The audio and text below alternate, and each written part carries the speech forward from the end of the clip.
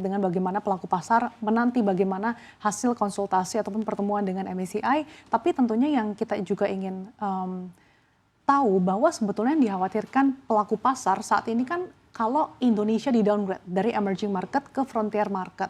Sejauh mana sih Pak possibility-nya dan kemudian kalau worst case-nya kita ternyata di downgrade, apa sih efeknya?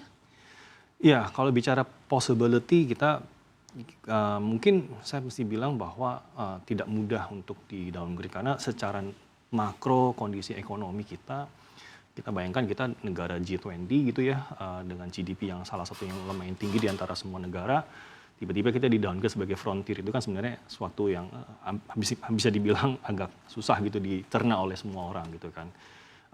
Jadi kalau resiko ini saya pikir ada, tapi kita harus melihat dari kacamata possibility-nya ini. Pertama kita melihat keseriusan dari pemerintah bagaimana gitu kan. Ini kan bukan permasalahan ekonomi lagi, ini permasalahan regulator. Regulatornya apakah sanggup untuk di-upgrade? Kalau bahasanya Pak Pandu kan kemarin bilangnya jangan sampai ini gara-gara regulasi yang kurang bagus, tiba-tiba kita disamakan dengan negara frontier market seperti yang negara Bangladesh dan lain-lain. Betul, jadi saya pikir seharusnya kita pun juga bisa menerima koreksi ini. Dan saya berpikir malah ini menjadi kesempatan. Karena apa? Karena kita seharusnya bisa menjadi lebih baik. Isu ini juga sudah isu yang lama. Kalau memang harus butuh proses yang seperti ini untuk berubah, saya pikir ya ini momentum yang tepat. Ya selama ini saya melihat juga kita juga selalu bingung dengan saham-saham gorengan, ini mau gimana gitu kan. Saya sebagai fund manager, kita juga menyikapi kita mau ikutan juga nggak mungkin gitu kan. Jadi hal-hal seperti ini akan terus terang positif dalam arti kalau ini kita bisa lakukan lewati dengan baik, kita bisa memenuhi, istilahnya bukan memenuhi apa yang MSCI mau, tetapi kita mengupgrade regulasi kita jauh lebih transparan, jauh lebih bagus, jauh lebih berkualitas, marketnya punya likuiditas yang tinggi. Ini kan sesuatu yang bagus sebetulnya. Iya, tapi kan butuh waktu Pak.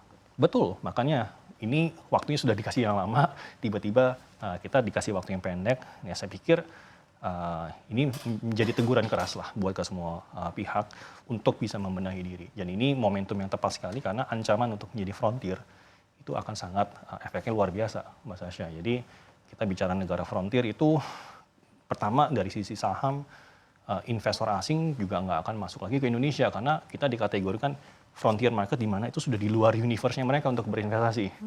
Negara investasi dengan frontier itu kan pasti risikonya lebih tinggi. Meskipun dari segi fundamental sebenarnya Indonesia masih cukup baik, Pak. Justru itu, earnings growth kita, GDP growth, bahkan kalau lihat data tadi pagi, ekspor kita juga masih tumbuh 11%. Jadi saya pikir alasan makroekonomi nggak ada alasan kita diturunkan. Tetapi terus terang memang harapan kita adalah jangan sampai nanti kita di downgrade as simple karena masalah regulasi yang kurang transparan. Jadi jangan sampai nanti kita efeknya jadi kemana-mana. Misalnya dengan diturunkan negara jadi frontier, otomatis kan yang punya pegang saham di Indonesia kan harus jual, asing jual, tekanan jual, semua orang pengen keluar, ada outflow. Nah kalau outflow-nya kan kemarin dihitung 12 triliun bahkan, periode yang akhir Januari lalu. Itu baru pasif sekitar 10 billion US dollar.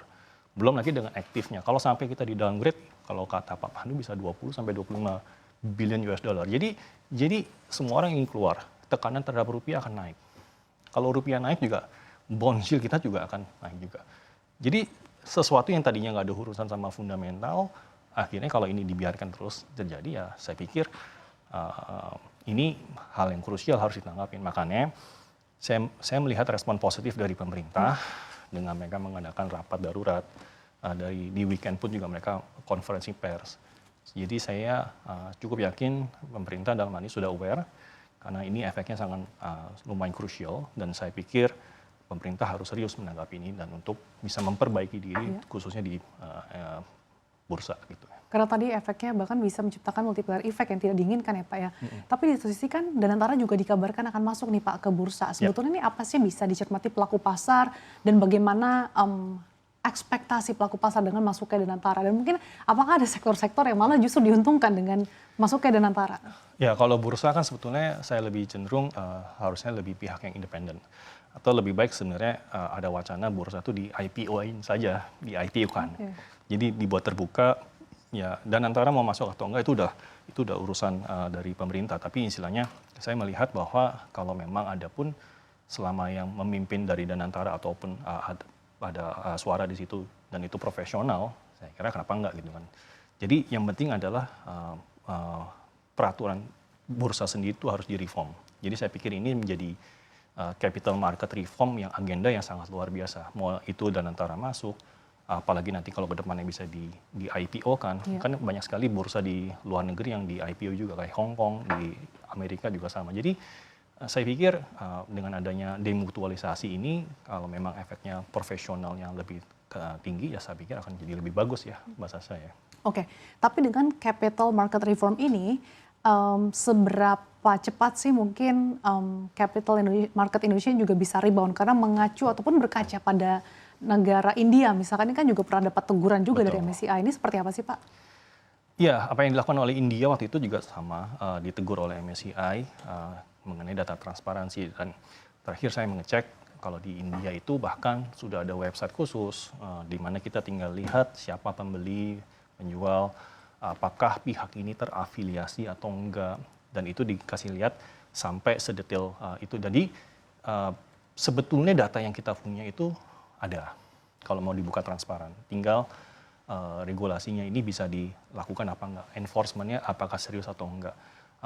Jadi India juga melakukan hal yang sama dan ternyata India berhasil membuka dan akhirnya ya marketnya tetap bagus gitu kan. Jadi saya melihat contoh kita dengan India itu mirip. Jadi kalau bisa dibilang, saya berharapnya juga nanti Indonesia capital market bisa direform, bahkan kita juga bisa transparan seperti kayak India. Ya akhirnya ini akan menjadi benefit buat semua investor.